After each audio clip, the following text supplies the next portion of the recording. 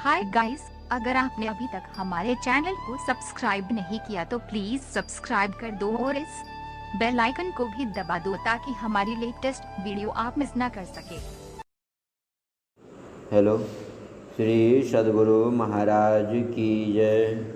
श्री सद्गुरु महाराज की जय। श्री सद्गुरु महाराज की जय। महर्षि में ही सत्संग सुधा सागर से गुरु महाराज का प्रवचन। मेरे गुरुजी ने क्या कहा था। प्यारे लोगों, हम लोगों को चाहिए कि गुरु महाराज के उपदेशों को याद करें कि उनका क्या उपदेश था। मेरी जानकारी में जो कुछ है वही आप लोगों के समक्ष रखता हूँ। बाबा साहब का उपदेश मोक्ष प्राप्त करने के लिए था, इसीलिए वे उपदेश करते थे कि सब मोक्ष को प्राप्त हो जाए। मोक्ष किसे कहते हैं? शरीर और संसार से छूटने को मोक्ष कहते हैं। इस मोक्ष को प्राप्त करने के लिए ईश्वर की भक्ति का ही परम अवलंब है। ईश्वर भक्ति में केवल मोटी भक्ति ही नहीं है, बल्कि उस भक्ति के लिए अत्यंत सूक्ष्म तथा अत्यंत सरल साधन बाबा साहब ने बतलाया था। उन्होंने ही इस सूक्ष्म साधन मार्ग को निकाला था, ऐसी बात नहीं है। वे तो कहते थे कि सब संतों का निकाला हुआ यह साधन है।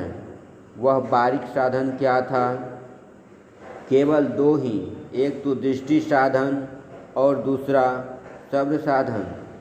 इसके पहले जप तथा मोटा ध्यान भी बतलाते थे, जो संतों की वाणियों में मिलता है। यही समास रूप से मैं जो जानता था वही आप लोगों से कहा।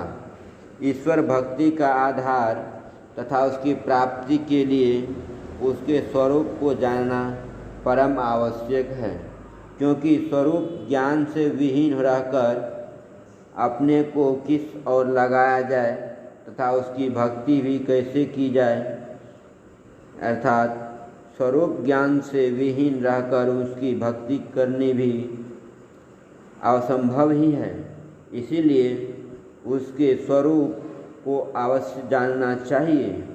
ईश्वर ज्ञान के लिए ऋषियों, वेदों तथा संतों की वाणियों से यही जानने में आता है कि ईश्वर इंद्रियातीत है। इंद्रियों से उसको प्राप्त करने की चेष्टा करना खेल भ्रम है। उस स्वरूप को मन से मनन नहीं कर सकते। मन उसे छू नहीं सकता जो देश काल से घिरा हुआ है, मर्यादित है। ऐसी वस्तु रहकर नहीं हो सकती। ऐसी वस्तु ईश्वर नहीं हो सकती। इस स्थान से उस स्थान तक तथा इस समय से उस समय तक ऐसी जो वस्तु है वह ईश्वर नहीं। तब प्रश्न होगा कि वह इंद्रिय गम्य नहीं है तो किस प्रकार जाना जा सकता है? तो कहेंगे कि आत्मगम्य है, आत्मा से ही जान सकते हैं। एक इंद्रिय से एक ही विषय का ज्ञान होता है, दूसरे का नहीं, क्योंकि आँख से केवल रूप विषय का ज्ञान होता है, शब्द का नहीं, तथा कान से केवल शब्द का ज्ञान होता है, स्पर्श का नहीं। इस प्रकार और सब इंद्रियों को के विशेष में जानिए। बाहर के पदार्थों को गिने तो बहुत हैं, किंतु विचारने पर केवल 5 ही होते हैं। रूप, रस, गंध, स्पर्श और शब्द ऐसी एक कोई इंद्रियां नहीं है जिससे पांचों विषयों का ज्ञान हो। इनमें केवल एक एक इंद्रिय से एक एक विषय को ही जान सकते हैं। एक पदार्थ को ग्रहण करने के लिए जैसे एक ही इंद्रियां हैं, उसी प्रकार उस परमात्मा को ग्रहण करने के लिए क्या हो सकता है जिससे उसको जाना जाए। हम केवल माइक पदार्थों को जानते हैं, बाहर की कौन कहे। भीतर की इंद्रियां भी माया ही जानती हैं। माया किसे कहते हैं? जो एक तरह नहीं रहे, जो परिवर्तनशील है। मायातीत पदार्थ कुछ है, बुद्धि इसे सोच सकती है किंतु पहचान नहीं सकती। भीतर तथा बाहर की इंद्रियां केवल माइक पदार्थों को ग्रहण कर सकती हैं। केवल आत्मा से जो पदार्थ जाना जाता है वही परमात्मा है। जो आत्मा से ही जाना जाता है उसे इंद्रियों से ग्रहण करने की चेष्टा करना खेल भर है। इसके लिए कोई बहुत पढ़े सुने स्मरण करे, बहुत तेज हो, फिर भी वह ईश्वर को नहीं प्राप्त कर सकता। ऐसा आप लोगों ने उपनिषद से सुना। आत्मा शरीर में है ही, फिर भी उस ईश्वर को क्यों नहीं पहचानते हैं? जब तक आत्मा पर आवरण है, वह शरीर और इंद्रियों के साथ है, तब तक वह ईश्वर को नहीं पहचान सकती। जैसे आँख पर रंगीन चश्मा लगाया गया, तब तक संसार की वस्तु चश्मे के रंग के अनुरूप हम देखते हैं। पट्टी रहने से तो और कुछ भी नहीं दर्शाता। उसी प्रकार शरीरों और इंद्रियों के माइक चश्मे तथा पट्टियाँ जब तक आत्मा पर लगी हुई है, तब तक परमात्मा का साक्षात्कार नहीं हो सकता। इन माइक चश्मों तथा पट्टियों को हटा दें, तब साक्षात्कार होगा। यही बाबा साहब का उपदेश था। यही साधन वे बतलाया करते थे। ईश्वर को देखने की शक्ति प्राप्त करने के लिए दृष्टि योग की साधना करनी चाहिए। दृष्टि योग का साधन स्थूल आवरण से ऊपर उठ जाता है। दृष्टि वहाँ तक रहेगी जहाँ तक दृश्य है। दृश्य मंडल से पार होने की योग्यता केवल दृष्टि साधन से नहीं होगी। इसके लिए शब्द अभ्यास करना होगा। बाबा साहब का यह वचन युक्ति संगत है। शब्द अभ्यास करना संतों के वचनों के अनुकूल सुरत शब्द योग या नाम भजन है। ऋषियों ने इसी को नादानुसंधान कहा है। ध्यान बिंदु उपनिषद में आया है, बीजाक्षरम परम बिंदु नादम तस्योपरि स्थितम सशब्दम चाक्षरे छेने निशब्दम परमं पदम। कहकर बहुत थोड़े में ही सारी बातें बतलाई गई हैं। परम बिंदु ही बीजाक्षर है, वर्णमाला का अक्षर है, उसके ऊपर नाद है। नाद जब अक्षर अनास ब्रह्म में लय हो जाता है तो निशब्द परम पद है। उपनिषद कहती है कि अक्षर का बीज जो परम बिंदु है उसका पता लगाओ, तब उसके ऊपर नाद मिलेगा। नाद जहाँ जाकर लय होगा वही निशब्द परम पद है। उसी को अनाम पद तथा शब्दातीत पद भी कहते हैं। अनाम शब्द संतों की वाणी में आया है।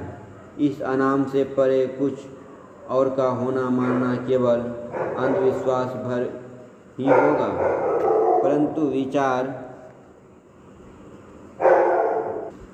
परंतु विचार में नहीं अटेगा।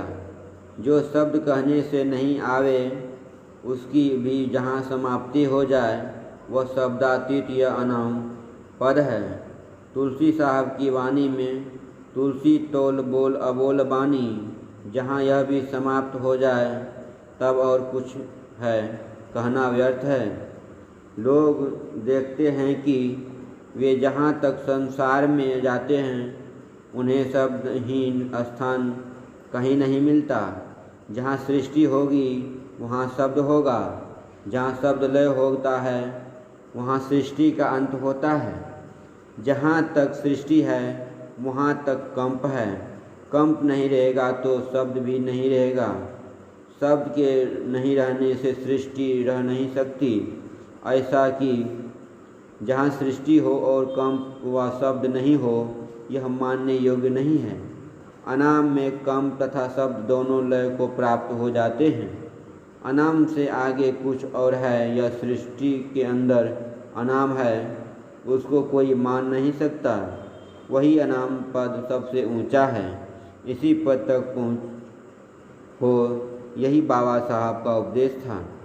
हम लोगों को जैसा साधन मिला है, हमको पूर्ण विश्वास है कि यह साधन द्वारा भक्ति करके अवश्य मोक्ष प्राप्त होगा।